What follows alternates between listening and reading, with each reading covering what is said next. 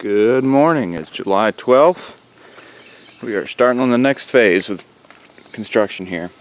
Basically, the way that Baggett's trailer constructed this particular model is they welded a steel frame down over the boards. So if you can see that. But basically the board, I mean, there's just a couple welds there, weld there, weld there, weld there. I mean, relatively light welding. This is obviously not expected for the the wood decking to have a lot of upwards force on it, so they really only secured it in just enough to keep it down from bouncing around on the road. You can see there's just a piece of strip steel, flat stock steel that they welded probably in maybe 6 places. So not a lot. I mean, fine if this was a utility trailer just hauling stuff down the road, but if it's a tiny house, like our entire home is bouncing around, up and down, relying on presumably its connection to this wood in order to keep them just sliding off or flipping off the trailer as we're flying down the road. So what I'm going to do, I don't know if you can see, yeah, you can't really see with the camera. So underneath, there are steel L-beams, and there are about 18 of them going all the way down, about every 16 inches. And basically I'm going to drill through each of these, straight up through the steel, through the wood, and lock it down with a nice big beefy bolt. Every single board where it intersects every single cross beam. So it's 11 boards and 18 cross beams, so it's like 298 bolts and 298 holes drilled through probably 1/4 inch steel. So it's going to be a lot of work, but this is basically the skeleton of our tiny home. This is the backbone. So strength is pretty important. So I'm going to run to Home Depot, pick up the bolts. If I had had a little more forethought, I probably could have found the place to get them cheaper than Home Depot, but you know what, right now we need to move forward. We're behind schedule as it is. So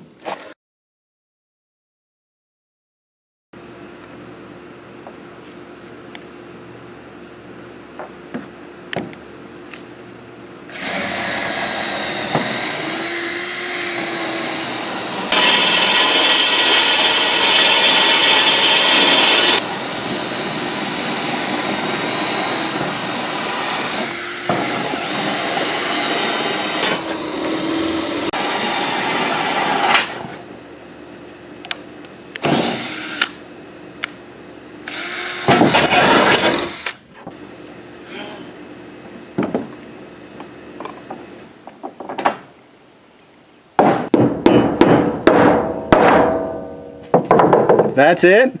Yep. Uh-oh.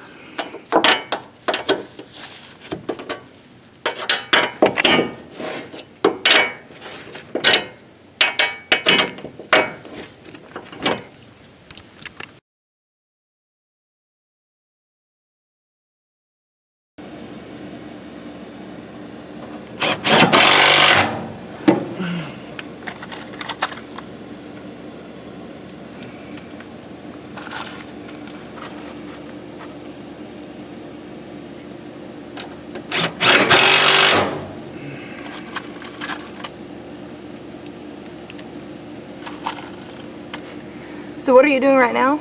I'm putting a split lock washer and a nut on the end of my impact driver, and I am securing these guys in place. Impact driver makes this so much faster. If I didn't have this, I'd be down here spinning a wrench for about 2 minutes on each of these.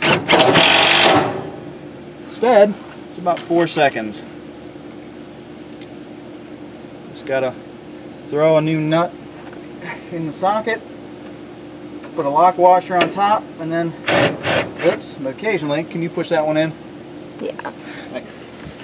Occasionally you accidentally push them up, and then you gotta have your lovely wife come and bail you out. Which one? All the way on the end, Ah. should be sticking proud.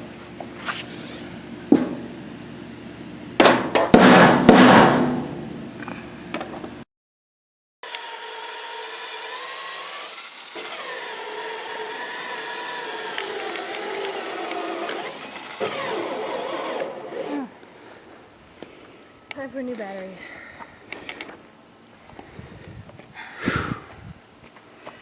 I had no idea how many times we'd need to be replacing the batteries on these drills. Well, cordless Oh my drills gosh. aren't really meant for this kind of ongoing use.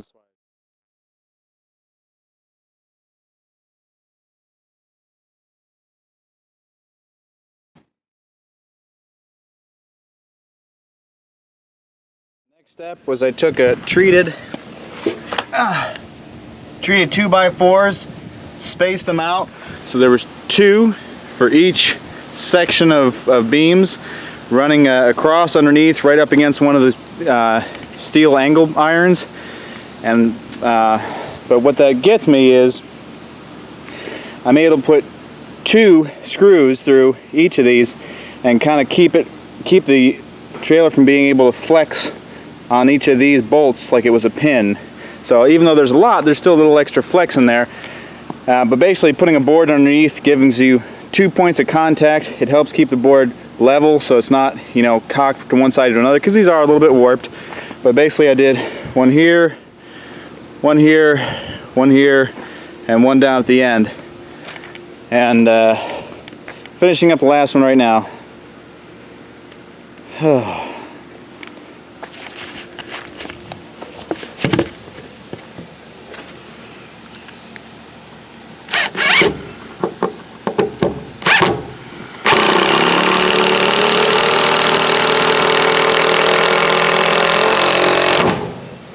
I don't know if you could see it pull that board down. See how talented I am here, one-handed.